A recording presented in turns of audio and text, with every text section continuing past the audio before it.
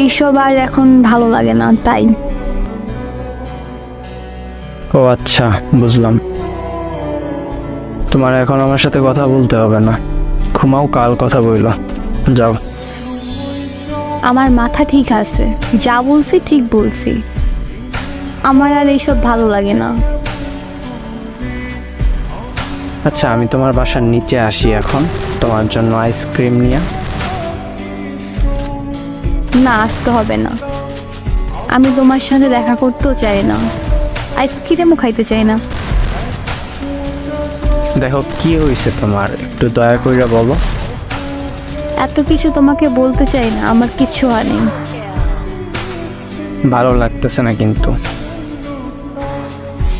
আমারও সম্পর্ক ভালো লাগে না, বলছি না আমি আর সম্পর্ক রাখতে চাই না। তুমি কিন্তু এখন বেশি বেশি করতেছো। বেশি বেশি মনে হলে তাই, আমি আর কোনো সম্পর্ক রাখতে চাই না। তোর কি আমাকে ভালো লাগে না? না, ভালো লাগে না। সত্যি? সত্যি। আচ্ছা, আমি তোর সাথে একবার দেখা করতে চাই। না, আমি চাই না দেখা করতে। তোর করতে হবে। না, আমি করব না। কেন করবি না সেটা বল। আমি আর তোমাকে দেখতে চাই না। আচ্ছা, ঘুমা। আচ্ছা।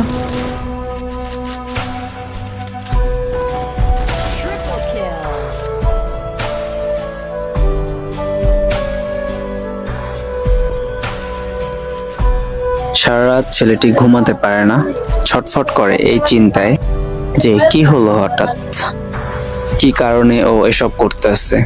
এগুলো চিন্তা করতে করতে ছেলেটি ঘুমিয়ে পড়ে। তো আপনাদের মনে একটা প্রশ্ন থাকতে পারে, কি কারণে সম্পর্কটা শেষ হয়ে গেছে। যাই হোক, সকালে ঘুম ভাঙার সাথে সাথে ছেলেটি অনলাইনে আসে, এসে দেখে নীলা ব্লক করে দিছে, কিন্তু কোনো কিছুই বলে নাই, হুদাই ব্লক করে দিছে। আর দেখে নীলার বান্ধবী ছেলেটিকে মেসেজ করছে। ওর বান্ধবী মেসেজে এইটা বলছে,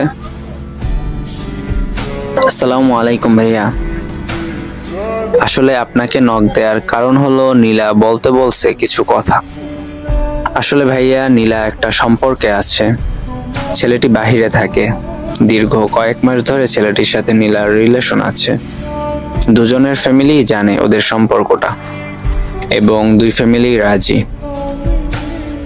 আপনার সাথে ও আর কোনো রকম সম্পর্ক রাখতে চাচ্ছে না। আপনাকে বলছে আপনি যেন ওরে আর কখনো মেসেজ না করেন, ফোন না দেন, ওদের সম্পর্কের ভিতর কোনো সমস্যা যেন না করেন, এইটা ওর রিকোয়েস্ট। তো ভাইয়া, আপনি বুঝতে পারছেন আমি কি বলতে আসছি। তো এগুলোই থাকে নীলার বান্ধবীর মেসেজ। একটা ছেলেকে যখন এসব কথা বলে তার অবস্থা কেমন থাকে তা তো আশা করি সবাই বুঝতে পারছেন।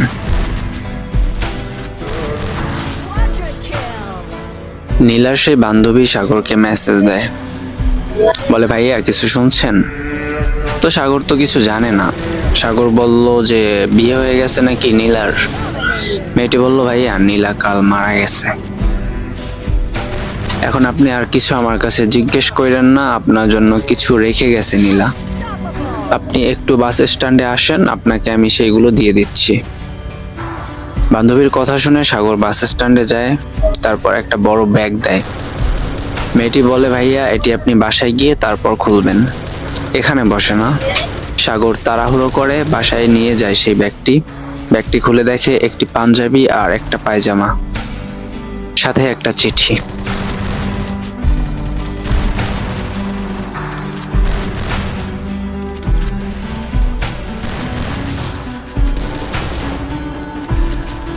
কেমন আছো সাগর? জানি আমাকে তুমি অনেকটা ঘৃণা করো, কারণ আমি তোমাকে ঠকাইছি, তাই না? কিন্তু আমার কিছু করার ছিল না। বিশ্বাস করো, তখন আমার কোনো রাস্তা ছিল না। আমি তোমার সাথে সম্পর্ক শেষ করতে চাইনি, কিন্তু এমন পরিস্থিতিতে পড়ে গেছি আর উপায় ছিল না। কিন্তু আমি তোমাকে ছাড়া আর কাউকে কখনো ভালোবাসার কথা চিন্তাও করিনি। ভাবতেছো আমি কেন করছি এগুলা, তাই না? আমি অনেক দিন ধরে অসুস্থ ছিলাম, দিন দিন অনেক দুর্বল হয়ে পড়ছিলাম। হঠাৎ একদিন বাসায় আসার সময় নাক থেকে মুখ থেকে রক্ত বের হয়। তখন বাবা আমাকে ডাক্তার দেখায়। তখন শুনি আমার নাকি ক্যান্সার হয়েছে। ক্যান্সার সম্পর্কে যতটুকু জানি, এটা হলে মানুষ বাঁচে না, ওষুধ খেয়ে থাকতে হয়, অনেক টাকা যায়, আর এদিকে পরিবারও ততটা ভালো না আমার। কিন্তু বাবা তো আর মানবে না, সে ঠিক আমাকে যতদিন বাঁচানো যায় চেষ্টা করবে। আমি না ওষুধ খাই না, আমার জন্য যে ওষুধগুলো নিয়ে আসে সেগুলো আমি খাই না, যেন তাদের বোঝা হয়ে বেশি দিন থাকা না লাগে। আর তোমার হাতে যখন এই কাগজটা যাবে, তখন হয়তো বা আমি আর থাকবো না দুনিয়াতে। কিন্তু তুমি কিভাবে ভাবলা যে আমি তোমাকে ঠকাবো? আমি তোমাকে ছাড়া অন্য কাউকে ভালোবাসবো? আর তোমার থেকে তখন সরে আসার কারণ হলো, তোমাকে যদি সত্যিটা জানাইতাম তাহলে তুমি অনেকটা পাগলামি করতা, অনেক কষ্ট পাইতা, পাগলের মতো হয়ে যাইতাম, যেটা আমি সহ্য করতে পারতাম না। তাই আমার প্রতি তোমার মনে ঘৃণা জমিয়ে তারপর তোমার থেকে দূরে সরে আসছি। জানো, প্রতিদিন রাতে আমি তোমার ছবি দেখি, তোমার ছবি দেখে আমার ঘুম হয়, আর এখন আমার চোখ দিয়ে বৃষ্টি নামছে। আর যাই হোক, বেঁচে থাকতে আমি তোমাকে ছাড়া অন্য কাউকে ভালোবাসার কথা কখনো চিন্তাও করিনি। সবকিছু ছিল শুধু আমার প্রতি তোমার মনে একটু ঘৃণা জমানোর জন্য। তোমার সাথে আমি একটাই বেইমানি করছি, তোমাকে সত্যিটা বলি নাই। কিন্তু আমি যখন দুনিয়ায় থাকবো না, তখন তুমি সত্যিটা ঠিক জানবা। আমি জানি না ঠিক কবে তুমি আমার এই চিঠিটা পাবে, কিন্তু আশা করি খুব তাড়াতাড়ি পাবে। আর হ্যাঁ, আমার দেয়া শেষ গিফট, পাঞ্জাবি আর পায়জামা, ওগুলো খুব যত্নে রেখো। তবে একটাই চাওয়া, আর যদি কোনো জন্ম হয় আমার, তখন আমায় আল্লাহ যেন তোমাকে জীবন সঙ্গী হিসেবে দেয়। তোমার নীলা বেঈমান না, শুধু একটু স্বার্থপর, তোমাকে রেখে চলে আসলো। ভালোবাসি তোমাকে সাগর।